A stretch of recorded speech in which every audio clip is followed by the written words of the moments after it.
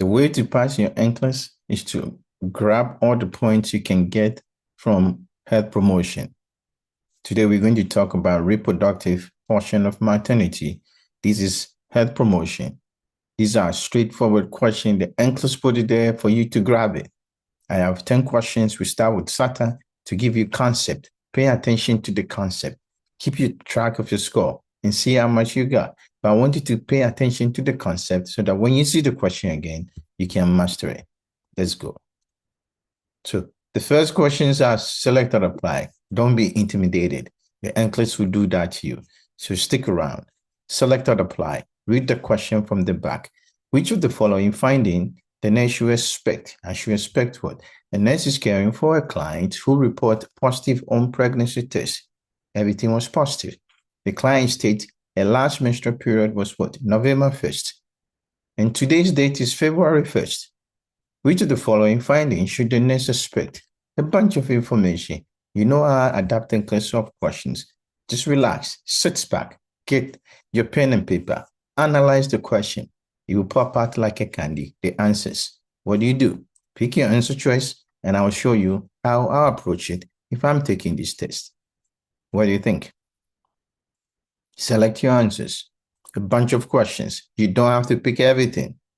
Go back to the question, find the buzzwords, put them together, then you solve the question. Are you ready? Let me show you how I'll approach it. And then use that strategy. Select or apply. I tell myself, I'm not going to pick everything. Which of the following should the nurse expect? Expected finding. A nurse is caring for a client what? Pregnancy test positive. That means she's pregnant. She stated the last menstrual period was November 1st. That means that's when I saw a menses.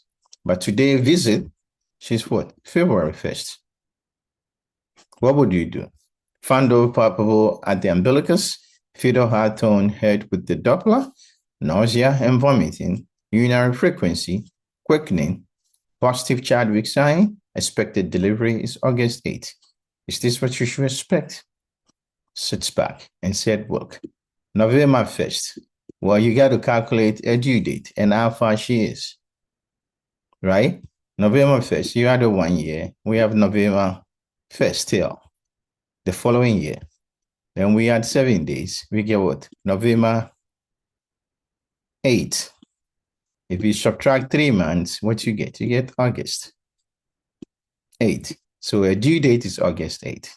From November 1st to February 1st, how many weeks are there? November, December, and what? January, right? So we have almost 12 weeks. Remember, November 1st, 4 weeks, December 1st, 4 weeks, January 1st, 4 weeks. So we have 12 weeks. That means this lady, she's 12 weeks. Now you can calculate. If you're 12 weeks, what should be the fundus be? It should not be on the umbilicus. Umbilicus is 20 weeks. Therefore, not expected. One answer down. Fetal heart tone can be heard. Yes, 10 to 12 weeks, you can hear it. Therefore, this is good. Nausea, vomiting. She's pregnant. Presumptive symptoms. Urinary frequency. Of course, we're going to stimulate the bladder. Quickening, when do you hear it? What do you think? 16 to 20 weeks. She's not ready yet. Positive Chadwick sign. Oh, she's pregnant. Probable sign. Perfect. And she's due on the 8th. You see? I know you got it. You don't have to get all the points, but analyze it. Take care of yourself slowly before you realize the answers are popping like a candy. Therefore, we can hear the fetal tone because she's 12 weeks. She may have nausea and vomiting, urinary frequency. We can feel it, and quickening, she can feel it because it's 16 to 20 weeks. And she's pregnant, Chadwick, right? And a pregnancy, 8 weeks, that's when she's going to deliver the baby, August 8th. I know you got it. Number 1, down. And this is the explanation. And this is providing maternity education health fair about management of premenstrual syndrome. This is a big. It can lead to really psychotic mental health issue. Which of the following Instructions should the nurse include: select and apply, engage in regular aerobic exercise, increase intake of caffeine for energy, increase sodium intake, consume large frequent meal, use relaxation technique, yoga and meditation, and increase intake of refined sugar. What do you think? How do you manage premenstrual syndrome? You may probably know. What strategy do you use? It may be there. If you don't recognize the strategy, let it be. But pick those that you are 100% confident. You pick your answer. Like I said, pause the video, pick your answer, keep track of your record. Every video I will do for questions, I want you to tell me how much you got. Put it in the comment, and then you can tell me where you're watching from, wherever you're watching from, and I'll give you 5. One of the things you should do, exercise. It relaxes the hormonal system and help with that. Caffeine will make you worse. It's a stimulant. Sodium will hold on to water and lead to bloating, therefore decrease your sodium. Consume large frequent meal. You should eat small frequent meal to prevent the stimulation and the craving. Therefore, this is wrong. Relaxation technique, very effective. And refined sugar is a simple sugar. Make it work. So usually complex sugar, complex carbohydrate, fiber. Therefore, only 2 answers. Don't overselect. PMS, improve with exercise, stress reduction, low sodium, frequent meal, but small one, and intake of complex sugar. And this is teaching a client on how who has a new prescription of what? Implantable progesterone, right? That's a birth control. It's implanted in the skin, under the dermis. Which of the following adverse effects should the nurse discuss with the client? You have to know different kind of what? Oral contraception. The pills, the implant, the creams, there's so many of them. The ring, you got to know how you take them. What kind of teaching you provide them. That is health promotion. This is where you get your point and run away from it. Which one should you discuss with the patient? Bone loss, weight loss, regular vaginal bleeding, mood changes, and monohagia. They have birth control implant. Have you heard about it before? Under the skin, Etonogestrel. What do you think? You pick your answer?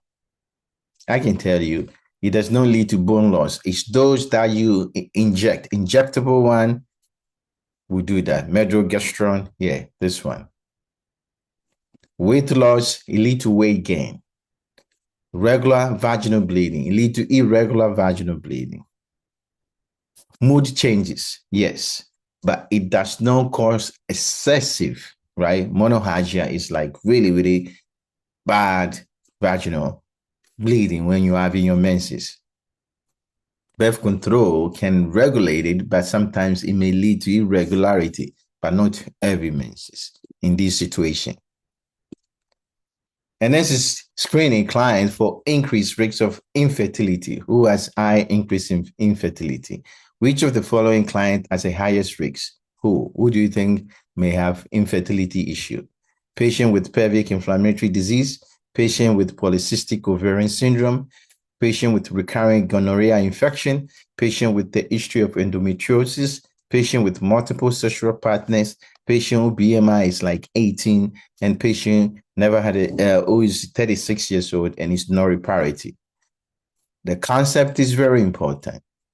The answer choice, I don't worry too much. I want you to understand the concept. Next time when you see similar question, you know how to answer. That's how you learn. The content is more to apply it to answer the question. Therefore, which one would you pick? You pick your answer? I can tell you, anything that affects your tubes is a problem. So tube is number 1. PID, pelvic inflammatory disease, number 1. Anything that change your hormonal system, PCOS, polycystic ovarian syndrome will do that. Gonorrhea lead to recurrent pelvic infection, and PID consistent with number 1. Endometriosis causes scarring, affect the pelvic and your tubes. Endometriosis. Multiple sexual partners lead to STD, gonorrhea, chlamydia, causing PID. Weight gain does that, but low weight gain that will lead to amenorrhea, but it does not lead to infertility, right? And nulliparity, if you've never had a baby and you, less than 35, yeah, but if you're more than 35, most likely infertility is going to increase.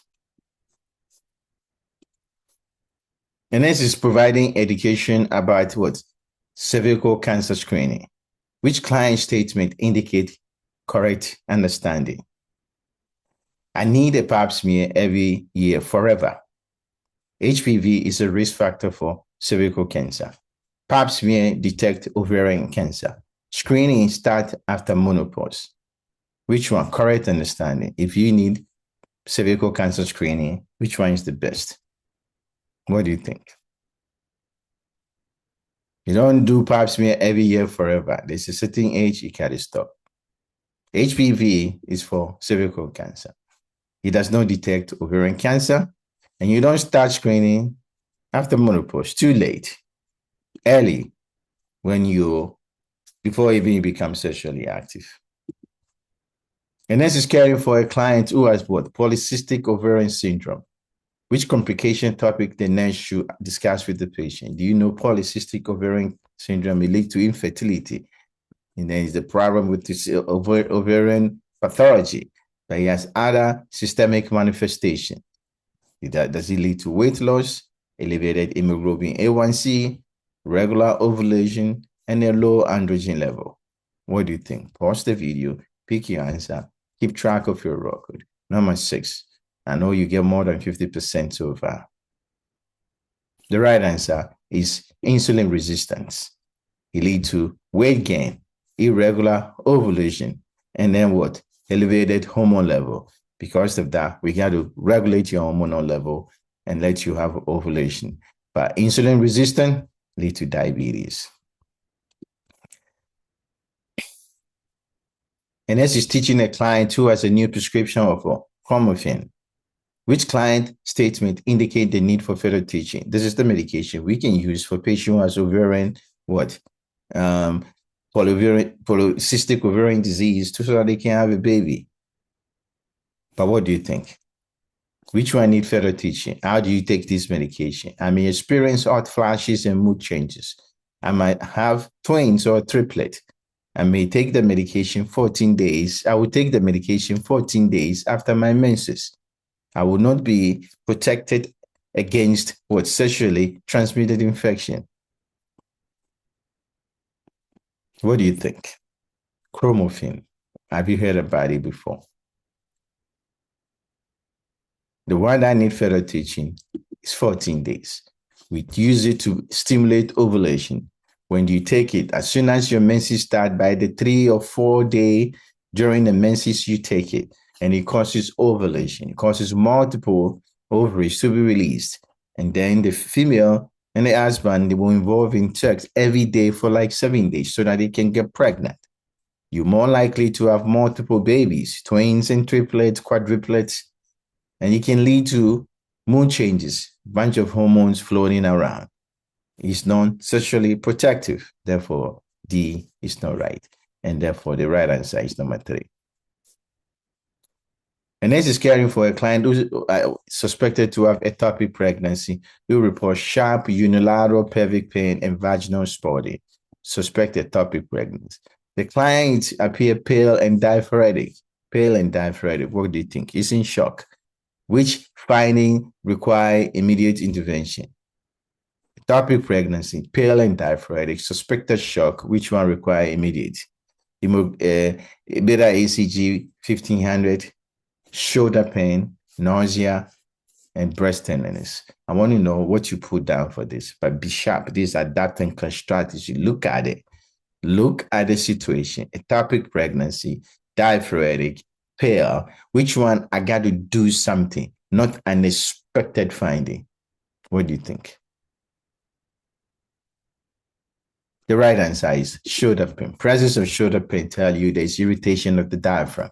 That means the patient has ruptured. If you have pregnancy ectopic, you're going to have elevated ACG. You're going to have breast tenderness because she's pregnant. Presence of shoulder pain means rupture. Refer pain. And this is caring for a client who reports sudden onset of what? Lower abdominal pain with nausea and vomiting. Which condition should the nurse suspect? Pay attention. Endometriosis, ovarian torsion, PID, and fibroid. I have sudden acute problem, lower abdominal pain, and I have nausea and vomit. What condition should cause that? What do you think? It's ovarian torsion, acute problem. All of these answers, that's no acute issue. So don't pick it. Endometriosis is chronic condition, pelvic inflammatory problem, fibroid, all of them. The one that can cause bigger problem, acute onset, is ovarian torsion. The ovarian twisted itself and you have ischemia. And the last question. This is a little bit tricky, but requires some critical thinking and some definition. The client reports inability to conceive after 10 months of unprotected sex. Which response by the nurse is appropriate? Therapeutic communication. You meet the criteria of infertility and need evaluation now. Infertility is defined as failure to conceive after 6 months. You should continue trying, as infertility is defined after 12 months. How old are you? Which of this is appropriate response? Pay attention to the definition of infertility. If you don't know the definition of infertility, it's okay. You're learning it. Now you know it. You need to know the definition before you can answer the question. But I will show you strategy. Pick your answer choice now. Then I'll tell you. You pick yours. Look at the question critically. Always break the question down into pieces. Appropriate. 10 months.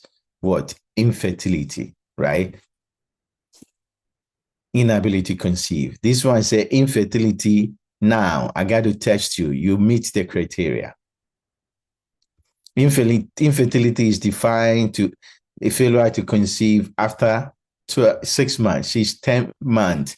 That means now. This is also it saying the same thing. You must continue trying infertility 12 months. This one said 12 months. These two say what? 6 months. Therefore, A and B cannot be right. Breaking down the question. Now you're left with this. Your chance of getting it is 50-50 if you use that kind of strategy. Now, what do you think? One said, how old are you? The other one said, well, wait for another year. 6 more months or 2 more months because this is said 12 months. Definition of infertility is based on age. If you less than 35 years old, then we can wait for 12 months. If you more than 35, then 6 months unprotected sex and no baby is infertility. Therefore, the nurse need to figure out how old is the patient. This is just a concept so that you can know. Next time you see it, you can answer it. This is Adapting class. Thank you for watching. The next video will help you master more of your maternity. Click on it and follow Adapting class. Subscribe for more content like that. This video help you learn something about health promotion, maternity, NCLEX practice question, NCLEX review question. Then subscribe to Adapting class and put a small comment so that we can grow this channel. Take care of yourself and bye.